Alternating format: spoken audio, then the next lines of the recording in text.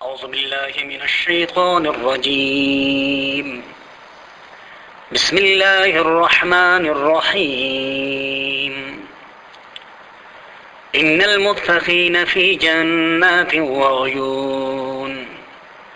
ادخلوها بسلام آمنين۔ 14ویں پارے سورہ ہجر کی یہ چھوٹے رکوع ہے اور یہ رکوع آیت نمبر 45 سے لے کر آیت نمبر 61 تک کے آیاتوں پر مشتمل ہے۔ گزشتہ رکوع کے آخر میں اللہ تبارک و تعالی نے شیطان کی اس دھمکی کے جواب میں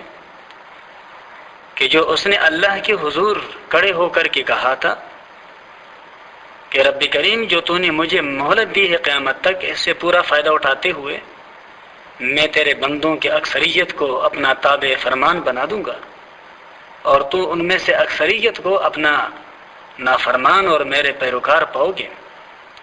اللہ تبارک و تعالیٰ نے فرمایا کہ پھر سنو کہ تم سبوں کا ٹھکانہ جہنم ہے، ایسا جہنم کہ جس کے 7 دروازے ہیں، اور کس دروازے میں سے کس نوعیت کے مجرموں کو داخل کیا جانا ہے اللہ تبارک و تعالیٰ فرماتے ہیں کہ یہ بھی ہم نے اپنے علم کامل کی بنیاد پر تقسیم کر دیا ہے۔ اب اس رکوع میں اللہ تبارک و تعالیٰ انسانوں میں سے ان لوگوں کا تذکرہ فرماتے ہیں کہ جو مسلمان ہیں، جو اللہ اور اللہ کے رسول کے حکموں کے تابع فرمان ہیں، کہ ان کو اللہ تبارک و تعالی جنت میں داخل فرما دے گا اور یہ سدا سلامتی اور امن کے ساتھ رہیں گے۔ چنانچہ اللہ تبارک و تعالی کا ارشاد ہے، ان المتقین، یقیناً متقین، فی جنات و عیون، وہ باغوں میں اور بہتے ہوئے چشموں میں ہوں گے۔ متقی کی تفسیر پہلے شاید ہو گزری ہے، جس کے معنی یہ ہے کہ جو اللہ کے احکامات پر پابندی کے ساتھ کاربند رہنے والا ہو، جو امور کرنے کے ہیں اس سے کرنے والا ہو، اور جن امور سے بچنا ہے اس سے بچنے والا ہو، اس کو متقی کہا جاتا ہے۔ ادخلوها بسلام آمنین، کہ ان سے کہا جائے گا کہ داخل ہو جاؤ بسلام، سلامتی سے، آمنین، امن کے ساتھ، خاطر جمع رکھتے ہوئے۔ وَنَزَعْنَا مَا فِي صُدُورِهِم مِّن غِلٍّ، ذہن میں ایک بات آ سکتی ہے، اور وہ یہ کہ دنیا میں کئی مسلمان ایسے ہیں کہ باوجود دونوں فریقوں کے مسلمان ہونے کے آپس میں ان کے اختلافات رہتے ہیں، آپس میں وہ ایک دوسروں کے لیے دل میں کینہ، بغض اور حسد رکھتے ہیں۔ تو جب یہ، اور ظاہر بات ہے کہ یہ ایک تکلیف دہ عمل ہے، اس لیے کہ جس شخص کے دل میں دوسری کے لیے حسد ہو، جس شخص کے دل میں دوسری کے لیے بغض ہو، کینہ ہو، جذبہ انتقام ہو، تو اس کو وہ ہر وقت پریشان کیا رکھتا ہے کہ کس وقت یہ اپنے فریق مخالف پہ حملہ آور ہوگا تاکہ اس سے اپنے اس انتقام کے جذبے کو ٹھنڈا کر دیں کہ جس کا لاوا اس کے دل میں حسد، بغض اور کینے کی صورت میں پک رہا ہے اور ابل رہا ہے۔ ظاہر بات ہے کہ یہ ایک تکلیف دہ عمل ہے۔ اور جنتی جب جنت میں داخل ہو جائیں گے تو وہاں وہ امن اور سلامتی کے ساتھ ہوں گے۔ تو جو مسلمان دنیا میں اس طرح رہے ہیں کچھ لوگوں کے ساتھ، کچھ مسلمانوں کے ساتھ، ان کے ساتھ کیا معاملہ ہوگا؟ اللہ تبارک و تعالیٰ کا ارشاد ہے کہ وَنَزَعْنَا مَا فِي صُدُورِهِم مِّن غِلٍّ، اور ہم نکال باہر کر دیں گے جو کچھ ان کے دلوں میں ہے، من غل، خفگیوں میں سے، اخواناً، بھائی بھائی بنا کر، علی سرر متقابلین، کہ جو اونچے تختوں پر آمنے سامنے بیٹھے ہوئے ہوں گے۔ حضرت عبداللہ بن عباس رضی اللہ تعالیٰ عنہ نے فرمایا ہے کہ اہل جنت جب جنت میں داخل ہوں گے تو سب سے پہلے ان کے سامنے پانی کے جو 2 چشمے پیش کیے جائیں گے۔ پہلے چشمے سے وہ پانی پئیں گے تو ان سبوں کے دلوں سے باہمی رنجش جو کبھی دنیا میں پیش آئی تھی انہیں، اور طبی طور پر اس کا اثر آخر تک موجود رہا، اور وہ سب دھل جائیں گے، اور سب کے دلوں میں باہمی الفت اور محبت پیدا ہو جائے گی، کیونکہ باہمی رنجش بھی ایک تکلیف دہ اور ایک عذاب ہے، اور جنت ہر تکلیف سے پاک ہے۔ حضرت علی رضی اللہ تعالی عنہ اسی آیات کے متعلق فرماتے ہیں کہ مجھے امید ہے کہ میں اور طلحہ اور زبیر انہی لوگوں میں سے ہوں گے جن کے دلوں کا غبار جنت میں داخلے کے وقت دور کر دیا جائے گا۔ ان کا اشارہ ان اختلافات اور مشاجرات کی طرف ہے جو ان حضرات اور حضرت علی کے درمیان پیش آئے تھے، یعنی جنگ صفین اور جنگ جمل کی صورت میں، کہ ایک طرف تو حضرت علی اور دوسری طرف طلحہ اور زبیر، اور اسی طریقے سے حضرت عائشہ اور اسی طریقے سے حضرت امیر معاویہ رضی اللہ تعالی عنہم، یہ حضرات ان کے آپس میں لڑائیاں ہوئی اور بے شمار صحابہ کرام ان جنگوں میں، آپس کی جنگوں میں شہید بھی ہوئے۔ تو ظاہر بات ہے کہ جنگ کسی انتقام کے جذبے کے تحت ہوتے ہیں، لیکن ان کا یہ جذبہ انتقام اپنے ذات کے لیے نہیں تھا، بلکہ اعلاء کلمت اللہ کے لیے تھا، کہ ہر ایک فریق کا اپنے رائے کے بارے میں یہ خیال تھا کہ میری جو رائے ہے یہ دین اسلام کے سربلندی کے لیے زیادہ مؤثر ثابت ہو سکتی ہے اس دوسرے کی بنسبت۔ اور اسی ظاہری اختلاف رائے سے منافقین نے فائدہ اٹھایا، ان کو آپس میں لڑا دیا۔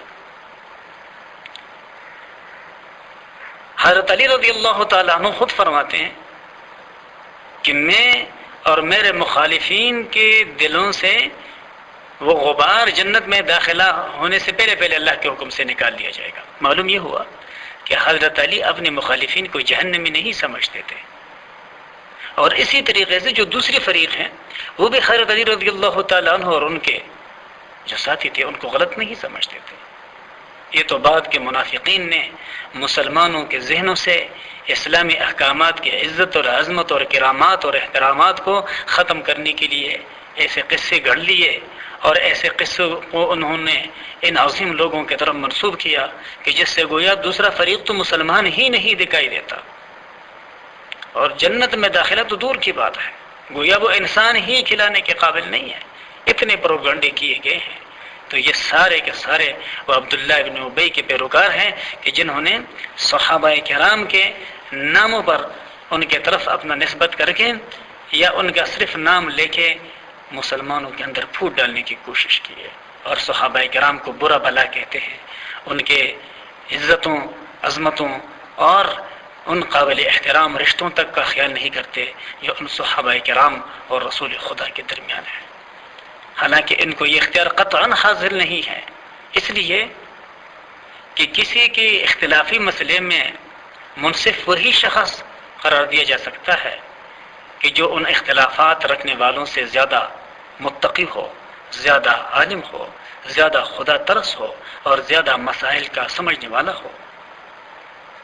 اور ظاہر بات ہے کہ اس دور کا انسان مسلمان نہ حضرت علی سے بہتر ہے اور نہ حضرت طلحہ اور زبیر سے بہتر ہے، لہٰذا انہیں یہ حق حاصل نہیں ہے کہ حضرت علی کا نعرہ لگا کر یہ دوسرے صحابہ کرام کی تکفیر کرنا شروع کریں، انہیں منافق کہنا شروع کریں۔ ان کو یہ اختیار ہرگز حاصل نہیں ہے۔ اللہ تبارک و تعالیٰ کا ارشاد ہے کہ ہم جنت میں داخل ہونے سے پہلے پہلے ان کے دلوں سے اس خفگی کو نکال باہر کر دیں گے، اور یہ بھائیوں کی طرح تختوں کے اوپر ایک دوسروں کے آمنے سامنے بیٹھے ہوئے ہوں گے۔ لا یمسہم فیہا نصب، نہیں پہنچے گی ان کو وہاں کچھ تکلیف، وما ہم منہا بمخرجین، اور نہ ان کو وہاں سے نکالا جائے گا، یعنی ہمیشہ وہاں خوشحال اور ہمیشہ وہاں پہ رہیں گے۔ اللہ فرماتا ہے نبئ عبادی، خبر سنا دیجئے میرے بندوں کو، انی انا الغفور الرحیم، یہ کہ میں ہوں اصل بخشنے والا مہربان، وان عذابی هو العذاب العلیم، اور یہ بھی ان کو بتا دو کہ میرا جو عذاب ہے وہ عذاب دردناک ہے، لہٰذا میرے فرمانبرداری اختیار کرو اور میرے نافرمانی سے خود کو بچاؤ۔ وَنَبِّئُهُمْ عَنْ ضَيْفِ ابراہیم، اور حال سنا دے ان کو ابراہیم علیہ السلام کے مہمانوں کا، اذ دخلوا علیہ، جب وہ داخل ہوئے اس کے گھر میں، فقالوا، پس انہوں نے کہا سلاما، یعنی السلام علیکم کہا۔ قال، حضرت ابراہیم علیہ السلام نے فرمایا انا منکم وجلون، بے شک ہمیں تم سے خوف لگتا ہے، اس لیے کہ تم لوگ انجان ہو، پہلے کبھی دیکھا نہیں، قالوا کہا انہوں نے لا توجل ڈریے نہیں انا نبشرک بغلام علیم ہم آپ کو ایک ہوشیار لڑکے کی خوشخبری دیتے ہیں. تو جو آیت میں ہو گزرا ہے کہ آنے والوں نے حضرت ابراہیم علیہ السلام کے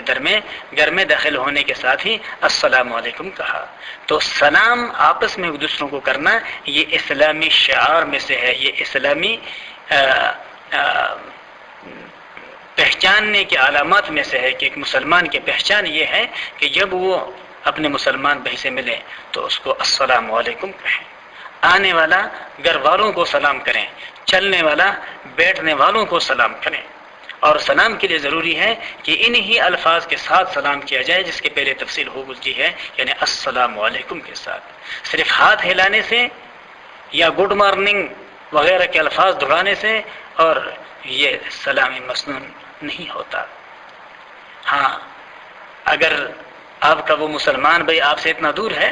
کہ آپ السلام علیکم کا آواز اس تک نہیں پہنچا سکتے تو اس کو اپنے طرف متوجہ کرنے کے لیے آپ ہاتھ ہلا لیں، لیکن اپنی جگہ پر آپ آہستہ سے السلام علیکم کہہ دیا کریں، تب جا کر کے وہ مسنون سلام ہوگا. ترمذی شریف میں ہے حضور نبی کریم صلی اللہ علیہ وسلم نے فرمایا کہ یہود و نصارہ کے ساتھ کی طرح سلام نہ کیا کرو کہ جن میں سے بعض تو اپنے سینے پہ ہاتھ رکھتے ہیں اور بعض اپنے ناف کے اوپر اور بعض ہاتھوں کو اٹھا کر کے. یہ طریقہ یہود و نصارہ کا ہے. مسلمانوں کا طریقہ یہ ہے کہ وہ ملتے ہوئے اللہ تبارک و تعالیٰ سے اپنے ملاقاتی بھائی کے لیے دعائے خیر مانگتے ہیں،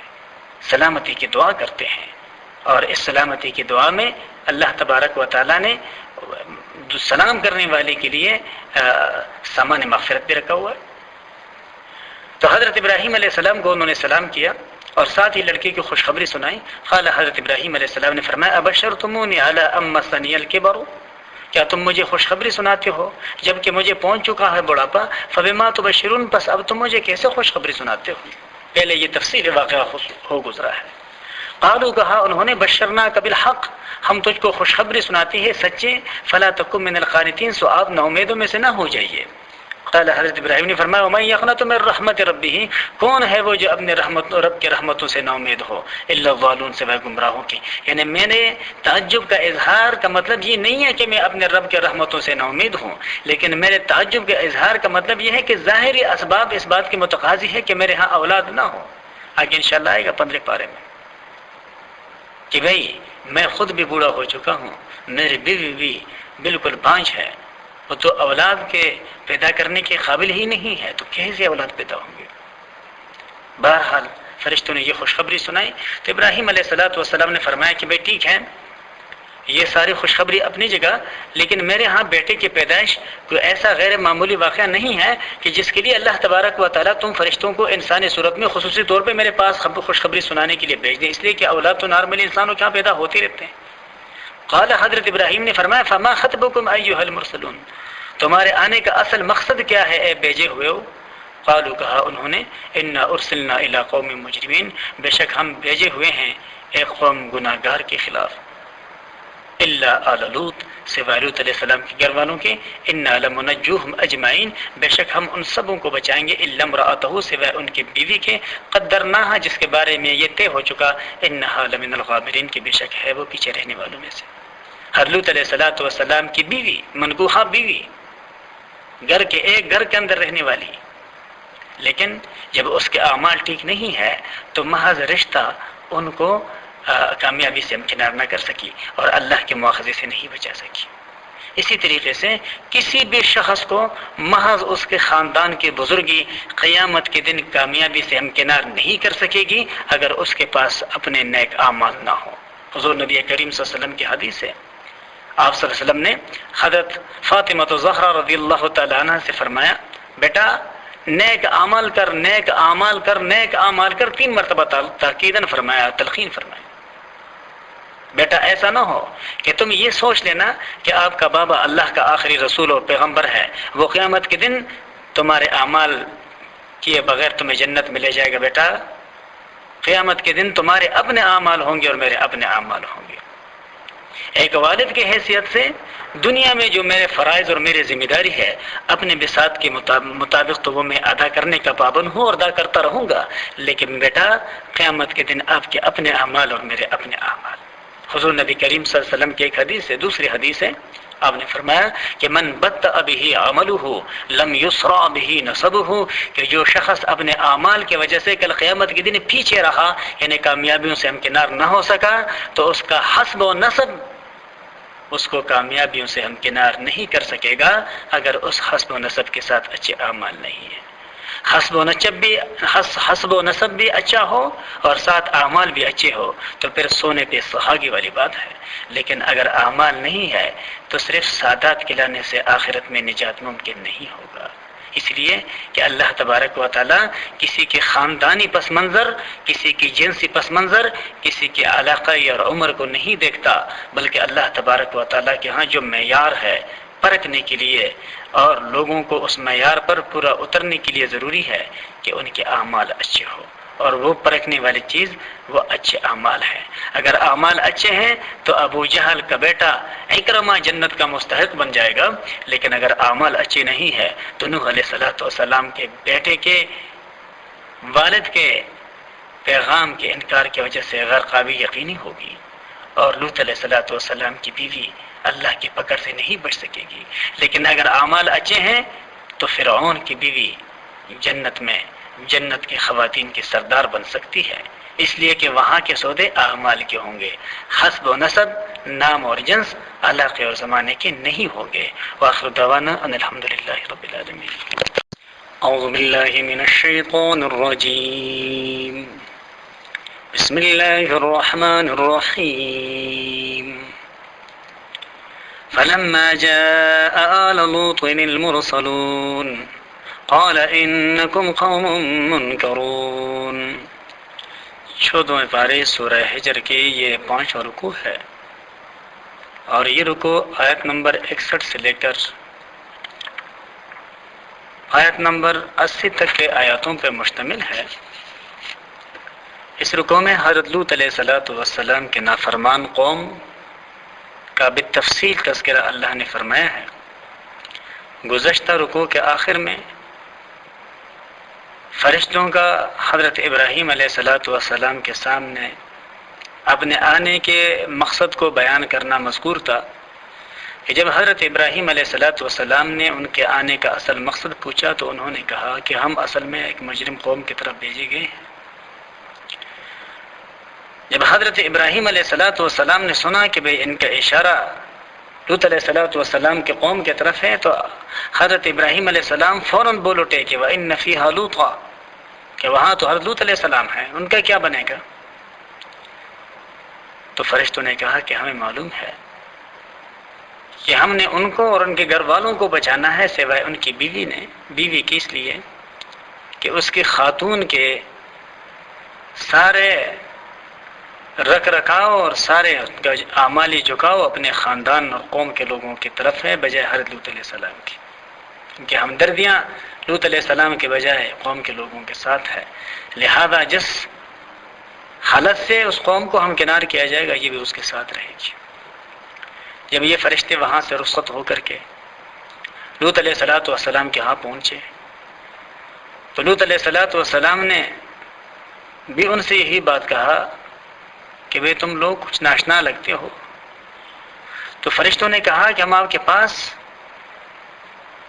ایک سچی خبر لے کے آئے ہیں جس کے بارے میں آپ کے لوگ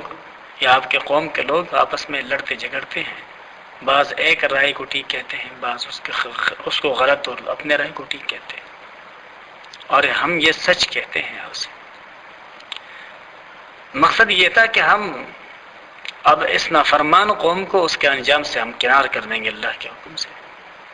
ساتھ ہی حضرت لوط علیہ السلام نے لوط علیہ السلام کو یہ بھی انہوں نے کہا کہ رات کے آخری حصے میں آپ اپنے گھر والوں کو لے کر کے جہاں آپ کو حکم دیا جا رہا ہے یہاں سے آپ کوچ کر جائیں اور وہاں آپ چلے جائیں، اور کوچ کرتے وقت کوئی پیچھے نہ دیکھیں۔ اب یہ کون سا ملک تھا جس میں چلنے کے لیے لوط علیہ السلام کو کہا گیا تھا؟ تو مفسرین فرماتے ہیں کہ یہ ملک شام تھا۔ اللہ تبارک و تعالیٰ کا ارشاد ہے فلما جاء، پھر جب پہنچے وہ فرشتے آل لوط المرسلین، لوط علیہ السلام کے گھر وہ بھیجے ہوئے، قال حلوت علیہ السلام نے کہا انکم قوم منکرون، بے شک تم لوگ ہو ناشنا قسم کے۔ قالوا کہا ان فرشتوں نے بل جئناک، بلکہ ہم لے کے آئے ہیں آپ کے پاس بما اسے کانوا فیہ یمترون، جس میں آپ کے قوم کے لوگ آپس میں شکوک اور شبہات میں مبتلا ہے۔ واتیناک بالحق، اور ہم لائے ہیں تیرے پاس پکی بات، وانا لصادقون، اور بے شک ہم سچ کہتے ہیں۔ فاسر باہلک، سو آپ لے جائیے اپنے گھر والوں کو بقطع من اللیل، رات کے ایک حصے میں، واتبع ادبارہم، اور آپ خود چلیے ان کے پیچھے، یعنی لوگوں اپنے خاندان کے لوگوں کو آگے آگے اور خود ان کے پیچھے پیچھے راستے پہ چلتے رہیے۔ ولا یلتفت منکم، اور موڑ کر نہ دیکھے تم میں سے احد کو ایک بھی، وامضوا حیث تؤمرون، اور چلے جاؤ جہاں کا تمہیں حکم ہے۔ اس لیے پیچھے موڑ کر دیکھنے کے بارے میں تاکید کی گئی کہ بھئی یہ عمل نہ کرنا، اس لیے کہ بندہ جب اپنے گھر سے دور جا رہا ہو کسی لمبے سفر پر، یا جب بندہ اپنے خاندان کے لوگوں سے جدا ہو رہا ہو اور گھر سے نکل کر کے جب دور چلا جائے تو وہ مڑ کر محبت کے اظہار کے لیے پیچھے ان کی طرف دیکھتا ہے اور ہاتھ ہلا کر ان کو گویا الوداع کرتا ہے۔ یہ محبت کے اظہار کی نشانی ہوتی ہے۔ تو ہر لوط علیہ السلام کو فرشتوں نے کہا کہ پیچھے مڑ کر بھی اس نافرمان قوم کی طرف نہیں دیکھنا۔ وقضینا الیہ، اور مقرر کر دی ہم نے اس کو، ذالک الامر، یہ بات، ان دابر ہؤلاء، یہ کہ جڑ اس قوم کے، مقطوع مصبحین، کٹ کے رہے گی صبح ہوتے ہی۔ اب لوط علیہ السلام کو یہ بات بتائی گئی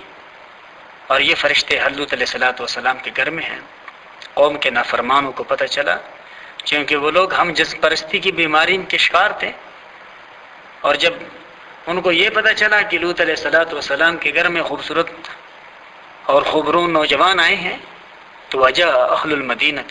اور آئے شہر کے لوگ، یستبشرون، خوشیاں مناتے ہوئے کہ ہمیں تو ہمارے خواہش کی تسکین کا سامان مل گیا ہے۔ لوط علیہ السلام نے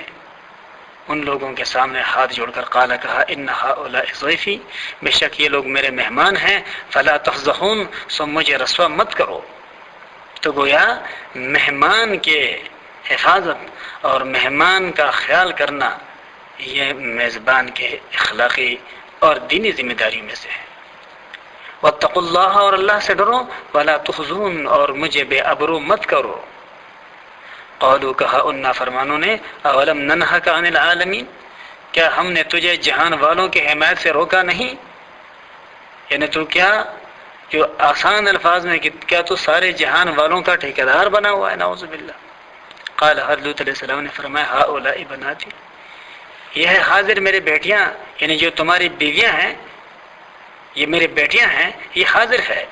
جیسے کہ مفسرین نے فرمایا، ان کنتم فاعلین، اگر تم نے اپنے خواہش کی تسکین کرنا ہے یا اپنے خواہش کو پورا کرنا ہے تو بھئی اللہ تبارک و تعالیٰ نے خواہشات نفسانیہ کی تسکین کے لیے ان کو پیدا کیا ہے، نہ کہ ہم جس پرستی کے ذریعے تم اپنے خواہشوں کی تسکین کرو۔ اللہ تبارک و تعالیٰ جلال میں اب حضور نبی کریم صلی اللہ علیہ وسلم سے مخاطب ہے کہ لعمرک، اے پیارے رسول، مجھے تیری زندگی کی قسم، انہم لفی سکرتہم یعمہون، بے شک وہ لوگ اپنی مستی میں مدہوش ہوتے چلے جا رہے تھے۔ انہیں یہ خیال تک نہیں تھا کہ اللہ کا پیغمبر ان کے سامنے ہاتھ جوڑ کر کے کھڑے ہیں اور انہیں روک رہے ہیں اپنے مہمانوں کے رسوا کرنے سے، لیکن وہ ہیں کہ اپنے خواہشات کے تسکین کے موجوں میں ایسے دس چکے ہیں کہ انہیں یہ نظر ہی نہیں آ رہا کہ ہمیں روکنے والا کون ہے۔ اللہ تبارک و تعالیٰ نے حضور نبی کریم صلی اللہ علیہ وسلم کی زندگی کی قسم کہی، لعمرک، اے محمد صلی اللہ علیہ وسلم، مجھے تیری جان کی قسم، تیری زندگی کی قسم۔ تفسیر روح المانی میں جمہور مفسرین کا یہ قول نقل کیا گیا ہے کہ لعمرک کے مخاطب رسول اللہ صلی اللہ علیہ وسلم ہے، اور اللہ تبارک و تعالیٰ نے آپ کے زندگی کی قسم کہی۔ بیہقی شریف میں دلائل نبوہ اور ابو نعیم اور ابن مرودیہ وغیرہ میں حضرت عبداللہ بن عباس رضی اللہ تعالی عنہ سے روایت کیا ہے کہ اللہ تبارک و تعالیٰ نے تمام مخلوقات اور کائنات میں سے کسی کو محمد مصطفیٰ صلی اللہ علیہ وسلم سے زیادہ عزت اور مرتبہ عطا نہیں فرمایا. یہی وجہ ہے کہ اللہ تبارک و تعالیٰ نے کسی پیغمبر یا کسی فرشتے کی زندگی پر کبھی قسم نہیں کھائی. اور اس آیت میں رسول نبی کریم صلی اللہ علیہ وسلم کے عمر و حیات کی قسم کھائی گئی ہے، جو آپ صلی اللہ علیہ وسلم کے انتہائی اعزاز اور اکرام ہے. اب یہ ہے کہ غیر اللہ کا قسم کھانا چاہیے یا نہیں چاہیے. بندوں کے لیے کیا اس بات کی اجازت ہے کہ وہ اللہ کے سوا کسی اور کے نام کی قسم کھائے؟ تو اس بارے میں مسئلہ یہ ہے کہ کسی انسان کے لیے یہ جائز نہیں ہے کہ وہ اللہ تبارک و تعالیٰ کے اسماء اور صفات کے علاوہ کسی اور چیز کی قسم کھائے. یعنی اگر قسم اٹھانی ہے تو اللہ کی قسم اٹھائے، اللہ کی صفات میں سے کسی صفت کی قسم اٹھائے. اللہ رحیم کی قسم، اللہ کریم کی قسم، اللہ قدیر کی قسم، یہ صفات. کیونکہ قسم اسی کی کھائی جاتی ہے جس کو سب سے زیادہ بڑا سمجھا جائے، اور ظاہر ہے کہ سب سے بڑا صرف اللہ تبارک و تعالیٰ کا ذات ہی ہو سکتا ہے. حدیث میں ہے کہ رسول اللہ صلی اللہ علیہ وسلم نے فرمایا کہ اپنے ماؤں، اپنے والدوں اور اپنے بتوں کی قسم نہ کھاؤ، اور اللہ کے سوا کسی کی قسم نہ کھاؤ، اور اللہ کی قسم بھی صرف اس وقت کھاؤ جب تم اپنے قول میں سچے ہو. یہ ابو ہریرہ رضی اللہ تعالیٰ عنہ کی حدیث ہے ابو داؤد شریف میں، اور صحیح بخاری اور مسلم میں ایک حدیث ہے کہ ایک مرتبہ رسول نبی کریم صلی اللہ علیہ وسلم نے حضرت عمر فاروق رضی اللہ تعالیٰ عنہ کو دیکھا کہ وہ اپنے باپ کی قسم کھا رہے ہیں. تو رسول اللہ صلی اللہ علیہ وسلم نے پکار فرمایا، یا عمر خبردار، اللہ تبارک و تعالیٰ باپوں کے قسم کھانے سے منع فرماتا ہے. جس کو قسم اٹھانا ہو اللہ کے نام کا خلف کرے ورنہ خاموش رہے. لیکن یہ حکم عام مخلوقات کے لیے ہے. اللہ تبارک و تعالیٰ خود اپنی مخلوقات میں سے مختلف چیزوں کی قسم کھاتے ہیں، جیسے کہ قرآن مجید میں ہے والشمس وضحاها، قسم ہے سورج کی اور اس کی روشنی کی، والقمر اذا تلاها، اور قسم ہے رات کی جب وہ اس کے پیچھے آئے. اسی طریقے سے کئی جگہوں پر اللہ تبارک و تعالیٰ نے قسم کھائی اپنی مخلوق میں سے. یہ ان کے لیے مخصوص ہے جس کا مقصد کسی خاص اعتبار سے اس چیز کا اشرف اور عظیم النفع ہونا بیان کرنا ہے. عام مخلوق کو اللہ کی قسم کھانے سے روکنے کا جو وجہ ہے وہ یہ ہے کہ وہ اللہ کے اس کائنات میں اللہ سے بڑا کسی کو نہ سمجھنا شروع کریں. اور اللہ تبارک و تعالیٰ کے نظر میں ظاہر بات ہے کہ کسی بڑے کا تصور نہیں ہے، اس لیے کہ علی الاطلاق بڑائی تو صرف اور صرف اللہ تبارک و تعالیٰ کے ذات بابرکت کے ساتھ ہی مخصوص ہے. لہذا اللہ اپنے مخلوق میں سے جس کا چاہے قسم کھا لے. لیکن مخلوق کے لیے یہ ضروری ہے کہ پہلے تو وہ اپنے آپ کو قسم سے بچائیں جہاں تک ممکن ہو سکے. لیکن اگر اپنے رائے کو قسم کے ذریعے مضبوط کرنا ضروری ہو تو پھر وہ صرف اور صرف اللہ کے نام کی قسم اٹھائے، اللہ کی صفات میں سے کسی کی قسم اٹھائے. قرآن کا قسم اٹھایا جا سکتا ہے، لیکن کسی اور کا قسم، مجھے اپنی قسم، مجھے تیری قسم، مجھے اپنے باپ کی قسم، مجھے اپنے بچوں کی قسم، یہ سارے کے سارے ہندوانہ قسم کی باتیں ہیں. ان کا اصل حقیقت کے ساتھ کوئی تعلق نہیں ہے. مسلمانوں کو بغیر سوچے سمجھے ایسے ہندوانہ روایات کا پیروی نہیں کرنی چاہیے. تو اللہ تبارک و تعالیٰ فرماتے ہیں فَأَخَذَتْهُمُ الصَّيْحَةُ مُشْرِقِينَ، پھر پکڑا ان کو ایک زوردار آواز نے سورج نکلنے کے ساتھ ہی. فَجْعَلْنَا عَالِيَهَا سَافِلَهَا، سو ہم نے کر دیا اس بستی کے اوپر حصے کو نیچے. وَأَمْطَرْنَا عَلَيْهِمْ حِجَارَةً مِّن سِجِّيلٍ، اور ہم نے بارش برسائی ان پر پتھروں کے جو کہ کنکر نما تھے، یعنی کنکر نما قسم کے پکے ہوئے پتھر. ان فی ذلک لآیات للمتوسمین، بے شک اس میں بھی دھیان کرنے والوں کے لیے ایک نشانی ہے کہ جو دھیان کرنا چاہے کہ اللہ کے نافرمانیوں کا انجام کیا ہوتا ہے تو اس کو، ایسے لوگوں کو لوط علیہ السلام کے قوم کے اعمال پہ غور کرنا چاہیے کہ یہ لوگ کس قسم کے گناہوں میں مبتلا تھے اور ان کا انجام کیا بنایا گیا ان گناہوں کی وجہ سے. اللہ فرماتے وَإِنَّهَا لَبِسَبِيلٍ مُقِيمٍ، اور بے شک وہ بستی جو ہے وہ سر راہ موجود ہے، یعنی مکہ سے شام کی طرف جاتے ہوئے. ان فی ذلک لآیات للمؤمنین، بے شک اس واقعہ میں ایمان والوں کے لیے نشانی ہے۔ وَإِنْ كَانَ أَصْحَابُ الْأَيْكَةِ، اور بے شک تھے بن کے رہنے والے، یعنی زیادہ درختوں کی جگہ کے رہنے والے، اس کو اصحاب الایکہ کہا جاتا ہے، لظالمین، البتہ گناہگار۔ یہ قوم جو ہے یہ حضرت شعیب علیہ السلام کی قوم ہے۔ ایکا یعنی ایسی جگہ کہ جہاں زیادہ درخت اگے ہوئے ہوں، تو ایسے جگہ کے رہنے والوں کی طرف اللہ تبارک و تعالی حضرت شعیب علیہ السلام کو پہلے مبعوث فرمایا، اور اس کے بعد جب ان لوگوں نے انکار کیا اور وہ اپنے انکار اور نافرمانیوں کی وجہ سے اپنے انجام سے ہمکنار ہو گئے، تو پھر اللہ تبارک و تعالی نے حضرت شعیب علیہ السلام کو مدین کی طرف مبعوث فرمایا۔ اللہ کا ارشاد ہے فانتقمنا منہم، ہم نے ان اصحاب ایکا یا اس گنے جنگل کی جگہ کے رہنے والوں سے انتقام لیا۔ وَإِنَّهُمَا لَبِإِمَامٍ مُبِينٍ، اور بے شک وہ دونوں بستیاں کھلے راستے پہ موجود ہیں۔ یعنی حضور نبی کریم صلی اللہ علیہ وسلم کے زمانے کے لوگ اپنے ذرائع سے بھی اصحاب ایکا کی بستی کو جانتے تھے، اور اس کے بربادی کے بارے میں بھی ان کو علم تھا، اور اصحاب اور لوط علیہ السلام کے قوم کی بستی کے بارے میں بھی جانتے تھے، اور آج بھی جانتے ہیں، اور اس کی بربادی کے بارے میں بھی وہ جانتے ہیں۔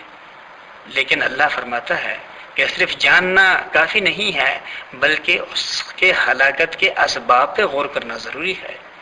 جس کی طرف دیہات بہت کم لوگ دیتے ہیں۔ اور اللہ فرماتے ہیں کہ ہم نے یہ واقعات بیان ہی اس لیے کی ہے تاکہ دھیان کرنے والے ان واقعات کے پس منظر میں ان حقائق پہ دھیان کریں کہ جس کی وجہ سے یہ واقعات رونما ہوئے۔ وآخر دعوانا ان الحمدللہ رب العالمین۔ اعوذ باللہ من الشیطان الرجیم، بسم اللہ الرحمن الرحیم۔ وَلَقَدْ كَذَّبَ أَصْحَابُ الْحِجْرِ الْمُرْسَلِينَ، 14ویں پارے سورہ حجر کی یہ چھٹا رکوع ہے، اور یہ چھٹا اور آخری رکوع آیت نمبر 80 سے لے کر آیت نمبر 98 تک کے آیاتوں پر مشتمل ہے، جہاں پہ سورت اپنے اختتام کو پہنچتا ہے۔ اس رکوع میں اللہ تبارک و تعالی نے قوم سمود کا تذکرہ فرمایا ہے ابتداً، اس لیے کہ سورت کی شروع میں حضور نبی کریم صلی اللہ علیہ وسلم سے کفار مکہ کو جو شدید عناد اور مخالفت تھی اس کا بیان تھا، اس کے ساتھ مختصراً آپ صلی اللہ علیہ وسلم کی تسلی کا مضمون بھی ذکر کیا گیا۔ اب ختم صورت پر اسی عناد اور مخالفت کے بارے میں آپ صلی اللہ علیہ وسلم کی تسلی کے لیے تفصیلی مضمون بیان کیا جا رہا ہے۔ چنانچہ اللہ تبارک و تعالیٰ کا ارشاد ہے وَلَقَدْ كَذَّبَ، اور بے شک جھٹلا چکے اصحاب الحجر، حجر کے رہنے والے، المرسلین، رسولوں کو۔ حجر یہ ایک وادی ہے جو حجاز اور شام کے درمیان واقع ہے، اور یہاں پہ قوم سمود آباد تھی۔ اللہ تبارک و تعالیٰ کا ارشاد ہے کہ آپ صلی اللہ علیہ وسلم کو جیسے اہل مکہ نے جھٹلایا کوئی نئی بات نہیں ہے، بلکہ اس سے پہلے انبیاء کرام کو کئی قومیں جھٹلا چکی، جن میں اصحاب حجر بھی شامل ہیں۔ وَآتَيْنَاهُمْ آيَاتِنَا، اور ہم نے دی ان کو اپنے طرف سے نشانیاں، فَكَانُوا عَنْهَا مُعْرِضِينَ، تو وہ ہوئے ان سے اعراض کرنے والے، وَكَانُوا، اور تھے وہ، يَنْحِتُونَ، تراشتے تھے، مِنَ الْجِبَالِ بُيُوتًا، پہاڑوں میں گھر، آمنین، اطمینان کے ساتھ۔ بڑے انجینئر قسم کی قوم تھی یہ۔ اور دوسری جگہ اللہ تبارک و تعالیٰ کا ارشاد ہے کہ یہ پہاڑوں میں گھر اور ہموار جگہوں میں بڑے بڑے محل بنایا کرتے تھے، لیکن نافرمان ہو گئے، اور انہوں نے کہا جیسے دوسری جگہ میں ہے کہ جب ان کو اللہ کی طرف دعوت دی گئی تو انہوں نے کہا کہ من اشد منا قوتاً، بھلا ہم سے بھی زیادہ کوئی طاقتور اور صلاحیتوں والا ہے جو ہمیں سمجھائے؟ یعنی دنیا کو آباد کرنے والے تو ہم ہیں، ہم سمجھانے والے ہیں، کوئی ایسا نہیں ہے کہ جو ہمیں سمجھائے۔ فَأَخَذَتْهُمُ الصَّيْحَةُ، پھر پکڑا ان کو ایک زوردار چیخ نے، مصبحین، صبح کے وقت۔ فَمَا أَغْنَى عَنْهُمْ مَا كَانُوا يَكْسِبُونَ، پھر کام نہ آیا ان کی طرف سے وہ جو کچھ انہوں نے کمایا تھا۔ وما خلقنا السماوات والارض، اور ہم نے پیدا نہیں کیا جو کچھ ہے آسمان اور زمین، وما بینہما، اور جو کچھ ان دونوں کے درمیان ہے، الا بالحق، مگر ایک حکمت کے ساتھ، وان الساعۃ لآتیۃ، اور بے شک قیامت آنے والی ہے، فاصفح الصفح الجمیل، بس آپ کنارہ کشی اختیار کر لیجئے، اچھی طریقے سے کنارہ کشی اختیار کرنا، یعنی لوگوں کو سب سے پہلے تو نصیحت کرنا ہے، سمجھانا ہے، لیکن اگر وہ نہیں سمجھتے اور اس گناہوں میں وہ اتنے دھنس چکے ہیں کہ وہ الٹا اچائیوں کی طرف دعوت دینے والوں کے لیے فساد کا ذریعہ بنتے ہیں، ان کو نقصان پہنچانے کی ان سے قوی امکان ہے، تو پھر اللہ تبارک و تعالیٰ کا ارشاد ہے کہ ایسے نافرمانوں سے اچھے طریقے سے کنارہ کشی اختیار کیجیے۔ ان ربک هو خلاق العلیم، بے شک تیرا جو رب ہے وہ سب کا پیدا کرنے والا خبردار ہے۔ وَلَقَدْ آتَيْنَاكَ سَبْعًا مِّنَ الْمَثَانِي وَالْقُرْآنِ الْعَظِيمِ، اور ہم نے دی ہے آپ صلی اللہ علیہ وسلم کو 7 آیاتیں من المثانی بطور وظیفہ کے، والقرآن العظیم، اور قرآن بڑے درجے کا، قرآن بڑے درجے کا، اور 7 آیاتوں سے مراد، اس کے بارے میں مفسرین نے حضور نبی کریم صلی اللہ علیہ وسلم کے احادیث نقل کی ہے کہ ان آیات میں سورہ فاتحہ کو قرآن عظیم کہا گیا ہے، اور اس میں اس طرف اشارہ ہے کہ سورہ فاتحہ ایک حیثیت سے پورا قرآن ہے، کیونکہ اصول اسلام سب اس میں اللہ تبارک و تعالیٰ نے جمع کر دی ہے۔ اللہ تبارک و تعالیٰ کا ارشاد ہے کہ لا تمدن عینیک، آپ مت اٹھا کے دیکھیے اپنے نظروں کو، الا ما متعنا به، اس کے طرف جو ہم نے ان کو برتنے کے لیے دی ہے، ازواجن طرح طرح کی چیزیں، منہم ان میں سے، ولا تحزن علیہم، اور آپ غم نہ کر ان پر، واخفض جناحک للمؤمنین، اور آپ اپنے کندھے کو جھکائے رکھیے ایمان والوں کے لیے، یعنی آپ اہل ایمان کے ساتھ نرمی کا مظاہرہ کیجیے، اور جن نافرمانوں کو میں نے دنیا میں طرح طرح کے چیزیں دی ہیں بطور اپنے نعمتوں میں سے، آپ اس کی طرف دھیان ہی نہ کیجیے، اس لیے کہ یہ سب چیزیں عارضی ہے، اور آپ کو تو قرآن عظیم دیا گیا، اور قرآن عظیم ایک ایسی علم ہے اور ایک ایسی نعمت ہے کہ جس پر عمل پیرا ہونا ہمیشہ کی خوشحالی کی ضمانت ہے، اور ان کے پاس جو خوشحالی کے اسباب اور سامان ہیں، یہ تو ان کے لیے آزمائش کا سامان ہے۔ وقل، اور کہہ دیجئے، انی انا النذیر المبین، کہ بے شک میں تو کھول کے تم لوگوں کو ڈرانے والا ہوں، کما انزلنا علی المقتسمین، جس طرح کہ ہم نے بھیجا ان بانٹنے والوں پر، الذین جعلوا القرآن عظیم، جنہوں نے قرآن کے ٹکڑے ٹکڑے کر دیے، اور قرآن کے ٹکڑے ٹکڑے اس طرح کر لیے، اور قرآن کو اس طرح سے بانٹا کہ بعض حکموں کو تو مانا جو ان کی مرضی کے مطابق تھے، اور قرآن کے جو احکامات ان کی خواہش کے خلاف تھے اس کو انہوں نے چھوڑ دیا، تو گویا یہ قرآن کے ٹکڑے ٹکڑے بوٹیاں کر دینے والی بات ہے۔ فوربک، سو قسم ہے تیرے رب کے، لنسألنہم اجمعین، ہم ان سبوں سے پوچھیں گے، اما اس بارے کانوا یعملون، جو وہ کرتے ہیں، فاصدع بما تؤمر، سو سنا دے کھول کر جو تجھ کو حکم ہوا ہے، واعرض عن المشرکین، اور بے پرواہ ہو جائیے مشرکوں سے، انا کفیناک المستہزئین، بے شک ہم کافی ہے تیرے طرف سے ان مذاق کرنے والوں کے لیے، الذین، وہ لوگ، یجعلون مع اللہ الہا آخر، جنہوں نے اللہ کے سوا اوروں کو اللہ کے ساتھ معبود بنائے رکھے ہیں، فسوف یعلمون، سو ان قریب وہ جان لیں گے، ولقد نعلم، اور یقیناً ہم جانتے ہیں، انک یضیق صدرک، یہ کہ آپ کا سینہ تنگ ہو جاتا ہے، بما، اس سے، یقولون، جو وہ کہتے ہیں، اس لیے کہ حضور نبی کریم صلی اللہ علیہ وسلم جب اللہ کے بات اس وقت کے لوگوں کے سامنے کہتے تو وہ لوگ اس کا مذاق اڑاتے تھے، اللہ کے رسول کو پتھرے مارا کرتے تھے، اللہ کے رسول پر آوازیں کسا کرتے تھے، اور کہتے تھے کہ بھئی تم اپنے آپ کو اللہ کا پیارا کہتے ہو، اللہ کا مقرب کہتے ہو، کھانے کے لیے تو روٹی نہیں مل رہی، پینے کے لیے صاف پانی میسر نہیں، اور پہننے کے لیے تمہارے پاس ڈھنگ کا لباس نہیں، اور کہتے ہو جی کہ میں اللہ کا پیارا ہوں۔ اس طرح کی باتیں کہہ کر کے حضور نبی کریم صلی اللہ علیہ وآلہ وسلم کے وہ لوگ دل شکنی کیا کرتے تھے، اور اللہ کا رسول بہت زیادہ پریشان ہو جاتے تھے، اور اس پر مزید یہ کہ وہ لوگ کہا کرتے تھے کہ ہم نہیں مانتے تیرے اس بیان کیے جانے والے تیرے رب کے اس کلام کو، کہہ دو اپنے رب کو کہ وہ ہم سے اس بارے میں معلوم کرے، اور ہمیں وہ سزا کیوں نہیں دیتا۔ اللہ تبارک و تعالیٰ فرماتے ہیں کہ ہم جانتے ہیں کہ انک یضیق صدرک بما یقولون، کہ آپ کا سینہ تنگ ہو جاتا ہے ان کے باتوں سے. فسبح بحمد ربک، سو آپ خوبیاں بیان کرو اپنے رب کے تسبیحات کے ساتھ. وکن من الساجدین، اور رہو سجدہ کرنے والوں سے. تو گویا ظالموں کے ظلم اور بے انصافوں کے بے انصافیوں کے مقابلے میں بندے کو اللہ کی طرف اپنے توجہ زیادہ مرکوز رکھنی چاہیے، زیادہ نمازیں پڑھنی چاہیے، زیادہ اللہ کے حمد و ثنا کرنا چاہیے. وَاعْبُدْ رَبَّكَ، اور بندگی کیجیے اپنے رب کے. حَتَّى يَأْتِيَكَ الْيَقِينُ، جب تک کہ آئے تیرے پاس یقینی بات، یعنی یقینی بات کے آنے تک آپ نے اللہ کے بندگی کو مسلسل جاری، قائم اور دائم رکھنا ہے. یقینی بات سے مراد موت ہے، یعنی موت تک آپ نے اللہ کی بندگی کرتے رہنا ہے، اللہ کے سامنے سجدہ کرتے رہنا ہے، اللہ کی خوبیاں اور اللہ کی تسبیحات اور اللہ کی باتیں بندگان خدا کے سامنے رکھتے رہنا ہے. وہ اس پر کس رد عمل کا اظہار کرتے ہیں؟ ان کا اپنا ظرف ہے،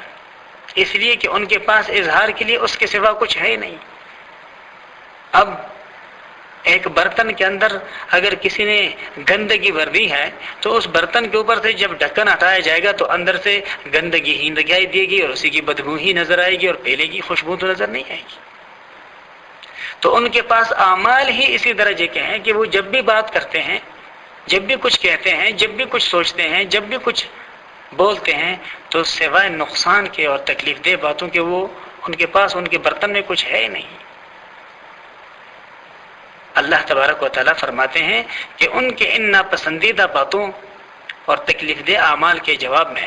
آپ اپنے آخرت اور اپنے رب کے رضا کے لیے اور اپنے آخرت کو ذہن میں رکھتے ہوئے اپنی زندگی کے آخری لمحے تک اپنے رب کے ساتھ اپنے وابستی کو مضبوط تر کرنا ہے اور اس کو قائم تر رکھنا ہے، تاکہ کسی بھی وقت اللہ تبارک و تعالیٰ کے اوپر ایمان اور اللہ کی تصدیق اور اللہ کے وعدوں پر یقین کی رسی ہاتھ سے چھوٹ نہ پائے. یہاں پہ سورہ حجر اپنے اختتام کو پہنچا. وآخر دعوانا ان الحمد للہ رب العالمین.